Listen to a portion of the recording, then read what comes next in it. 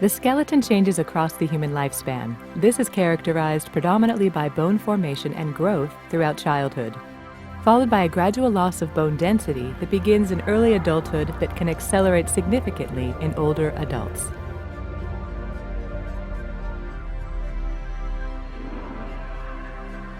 The density of bone is modulated by a group of cells including osteoclasts, which are multinucleated cells that resorb bone, and osteoblasts, which refill the resorption cavities created by osteoclasts.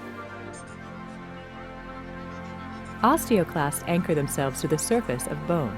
This creates a microenvironment underneath the cell, which is referred to as the sealed zone. Within this zone, the osteoclasts create an acidic environment that dissolves the bone's mineral content. Once the mineral content of the bone has been dissolved, enzymes released from osteoclasts remove the remaining collagenous bone matrix to complete the process of resorption. Following resorption, osteoblasts move into the resorption space and start to produce and deposit organic matrix called osteoid. Osteoid, a substance made predominantly of collagen, forms a scaffold in which minerals including calcium and phosphate begin to crystallize. Some active osteoblasts become trapped within the matrix they secrete and thereby become osteocytes. Other osteoblasts will undergo apoptosis or will revert back to lining cells which cover the surface of bone. This cycle of bone resorption and formation is referred to as remodeling.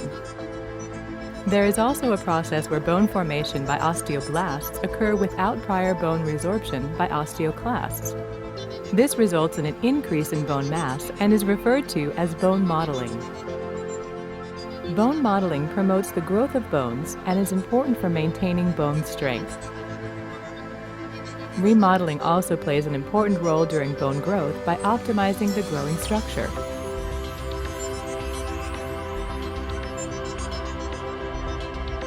After the age of 30, most people experience a gradual loss in bone mass due to a relative decrease in the activity of osteoblasts compared with osteoclasts. However, there are many factors that impact the process of bone remodeling and influence the degree of bone loss we experience as we age. For example, medications such as glucocorticoids, which can promote osteoclast activity and also reduce bone formation. Proper nutrition and physical activity can help strengthen bone. It is also believed that osteocytes form a complex network in bone that can sense any increased workload on the bone and respond by triggering the differentiation and activity of osteoblasts to increase bone density.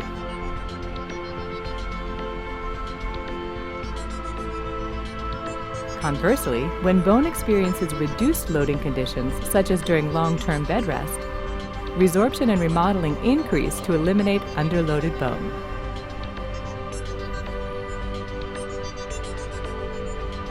Loss of bone mass reduces its strength and increases the risk of fracture.